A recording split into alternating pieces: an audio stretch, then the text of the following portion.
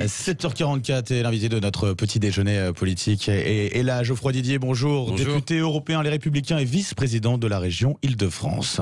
Bonjour Geoffroy Didier. Bonjour. On va parler du masque obligatoire. Alors la semaine prochaine, quand lundi, mardi, Olivier Véran a même invité les Français à le porter dans les lieux clos sans attendre de décret.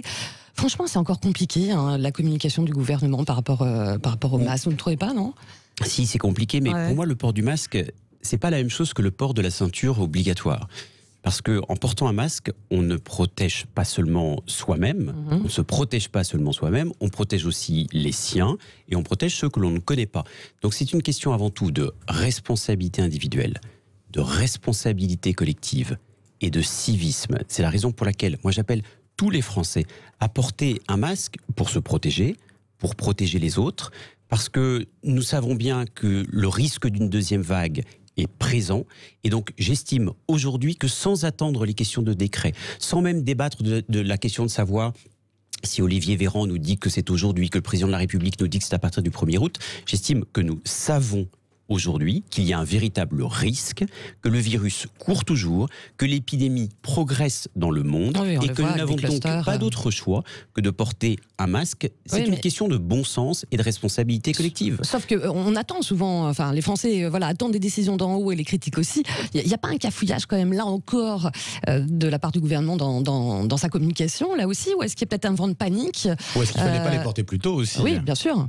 Mais c'est bien ce que je vous dis, c'est-à-dire qu'il ne fallait même pas attendre l'éventuel 1er août ou l'éventuel décret du président de la République ou du Premier ministre pour considérer le port du masque comme obligatoire. Et il y a eu en France un relâchement, dû aussi à une volonté à un moment de se libérer de cette période très tendue et qui nous a tous stupéfiés, et je le comprends. Et ce relâchement, il n'était pas bon, mais en même temps, il était humain. Mais j'estime aujourd'hui que, vu que le risque de la deuxième vague est présent et plus que d'actualité, nous n'avons pas d'autre choix que de porter un masque. Alors, là aussi, c'est une question de bon sens. Quand on est dans la rue et qu'on ne croise personne, parce qu'on se promène le matin, on n'est pas forcément obligé de porter un masque. Mais lorsqu'on est au supermarché, lorsqu'on va dans les toilettes d'un restaurant, lorsqu'on est dans un lieu clos ou lorsqu'on est dans un lieu public, comme on l'a vu notamment pendant la fête de la musique ou cette semaine à l'occasion du feu d'artifice du 14 juillet à Paris, et qu'il y a plein de gens autour de soi, le minimum, c'est de se protéger, de protéger les autres. D'accord, vous parlez de responsabilité individuelle, ça c'est sûr, mais il y a beaucoup de questions qui se posent. Un client arrive dans un magasin non masqué, qui va faire respecter cette consigne? Nous, on a eu beaucoup de commerçants, encore hier, Benjamin, qui nous disent, nous, on se retrouve aussi à gérer l'agressivité des clients. Donc c'est la responsabilité individuelle, mais c'est la responsabilité de qui? C'est pas la police, c'est le commerce, c'est compliqué. On va pas se raconter d'histoire, on va pas mettre de policiers dans chaque supermarché de France. Sûr. Donc il faut faire appel au civisme, il faut faire appel au respect. Mais vous savez, le respect, c'est une valeur qui est totalement oubliée de l'action publique, du débat politique et malheureusement souvent aussi du comportement des gens. Nous sommes dans une société où on ne se respecte plus, on ne respecte plus grand-chose, on ne respecte plus les personnes âgées, on ne respecte plus les consignes. Donc je ne peux pas vous dire mieux que le fait que c'est une question de responsabilité individuelle, de partage d'informations, plutôt que d'attendre à chaque fois d'en haut des choses qui ne peuvent... Parce que on aura beau dire que le masque est obligatoire, si une personne ne respecte pas les consignes, on sait très bien qu'on n'aura pas de policiers derrière chaque supermarché ou chaque caisse de supermarché. Donc moi, ce que je souhaite, c'est que chacun respecte les consignes et se réapproprie le respect comme une valeur cardinale. Geoffroy Didier, vous êtes vice-président de la région Île-de-France. On l'a vu, la Seine-Saint-Denis qui est repassée au-dessus du seuil de vigilance. Les médecins, notamment là-bas, parlent de nombreux patients qui ont contracté le Covid à l'étranger. Est-ce que ça veut dire que la France prend assez ou pas assez de précautions aux frontières ? Je ne suis pas certain aujourd'hui qu'il y ait suffisamment de protection. Et lorsque on revient de l'étranger et qu'on vient en France aujourd'hui et qu'on arrive à l'aéroport, on ne se fait pas prendre systématiquement sa température. Je me suis rendu en Algérie début mars.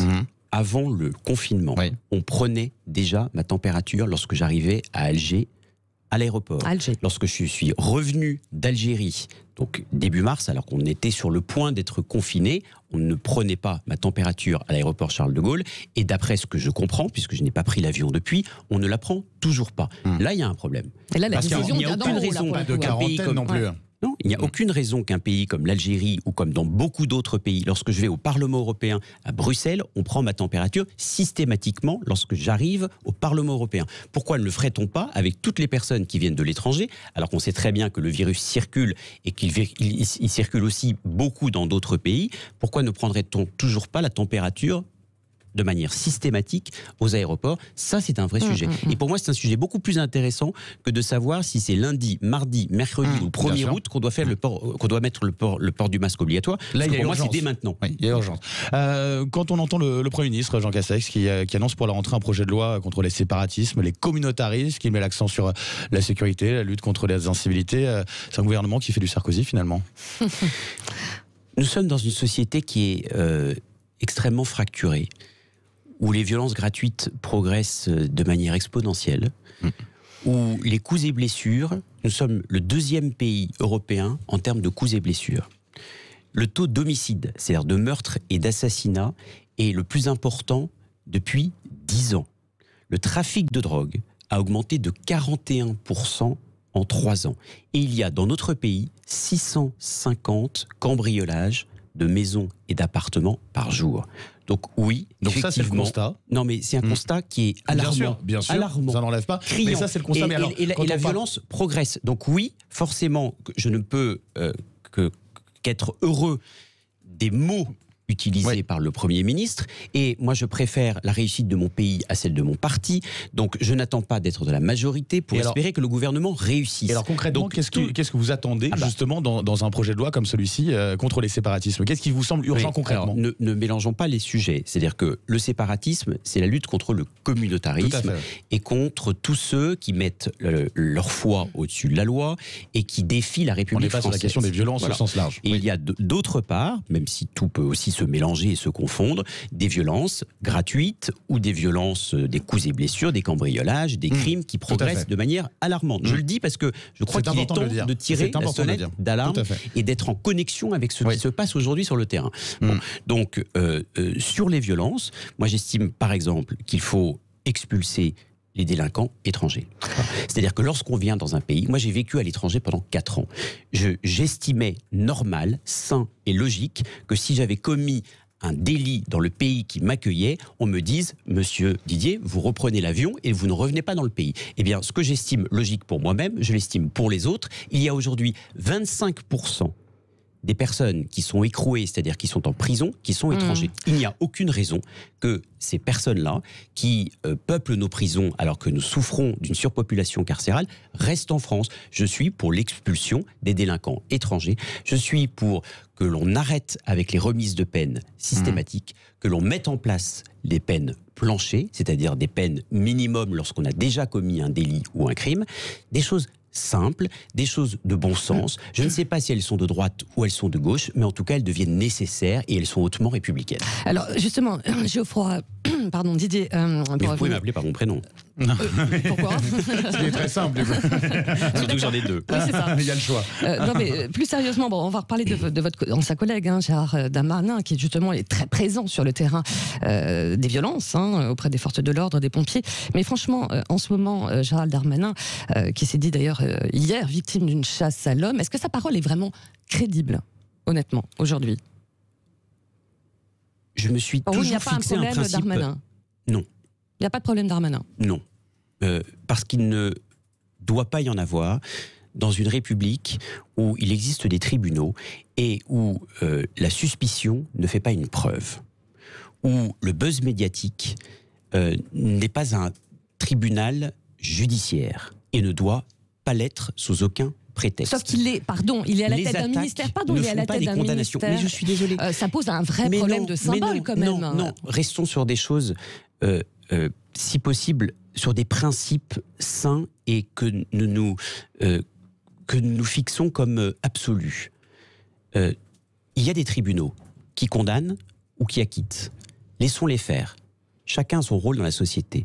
Moi, je me suis toujours fixé même à l'égard des personnalités politiques que je n'apprécie pas, voire que je combats, un principe simple et un principe clé, c'est celui de la présomption d'innocence. Oui, ça, on l'a donc bien ce n'est compris. pas parce que je... Bah oui, mais je suis désolé, mais j'aimerais que tous les responsables politiques, notamment ceux de ma famille politique, se fixent comme principe celui de la présomption d'innocence. Donc si une personne est condamnée de manière définitive, ça ne veut pas dire qu'elle est à jeter au rebut, mais elle est condamnée et elle doit en tirer des enseignements politiques lorsqu'elle est par exemple ministre, mais tant qu'une personne n'est pas condamnée, eh bien Mais ce que je dis pour Gérald Darmanin, je vous le dis pour vous aussi.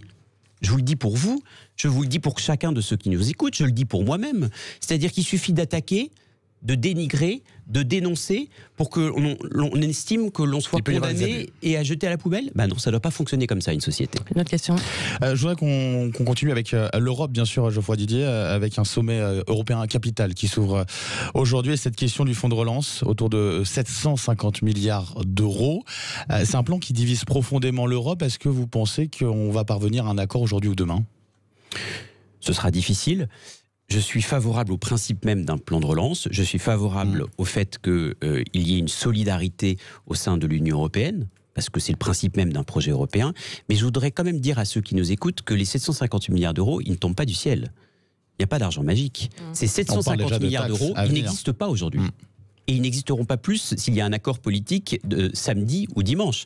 Ces 750 milliards d'euros, c'est une somme vertigineuse. Pour ceux je veux dire, pour tout le monde bien sûr, qui a du mal à arrondir ses fins de mois, entendre parler de centaines de milliards d'euros au-dessus à Bruxelles, c'est juste inconcevable. Mais ces 750 milliards d'euros, ils vont être intégralement empruntés, et c'est-à-dire que nous allons devoir les rembourser. Oui, mais ça vous paraît une évidence, mais c'est pas forcément une évidence pour tout le monde. Mais au-delà de ça, c'est il faut aussi savoir, parce qu'il faut savoir à quoi on s'engage, on va les dépenser, d'après les propositions de la Commission, en 4 ans seulement, mais on va mettre 30 ans à les rembourser. C'est-à-dire que nos enfants, et pas seulement nous-mêmes, devront encore jusqu'à 2058 rembourser ce que nous allons dépenser en 4 ans. Alors, ça pose des questions rembourse déjà la dette française, c'est-à-dire qu'on va rembourser une dette européenne. Oui, et j'estime là que l'Europe se met aussi en danger. Ça ne veut pas dire que je ne suis pas favorable à un plan de relance, mais se met en danger, épuise ses cartouches, brûle ses vaisseaux, parce que qu'est-ce qui nous garantit qu'on n'aura pas une nouvelle crise dans 2 ans ou dans 3 ans ? Et dans ces cas-là, il n'y aura plus de marge de manœuvre financière, parce qu'on aura tout dépensé pendant 3 ans, et qu'il faudra encore 30 ans pour rembourser cet argent. Et puis, il va falloir le rembourser avec quoi ? Avec de l'argent. Alors la Commission propose par exemple une taxe carbone, c'est-à-dire pour fiscaliser et faire payer les entreprises chinoises ou américaines quand elles ne respectent pas nos normes environnementales. Ça, c'est très bien. Mais j'ai regardé dans le texte de la Commission européenne, il propose aussi une taxe sur les grandes entreprises. Et là, je me suis dit, mais qui sont ces grandes entreprises ? Moi, je ne voudrais pas que ce plan de relance soit en fait l'occasion d'un impôt caché et où l'on découvre que les entreprises qui ont déjà le taux d'impôt sur les sociétés le plus élevé d'Europe en France se mettent en plus à devoir rembourser et payer, et finalement payer un nouvel impôt qu'on nous aurait caché.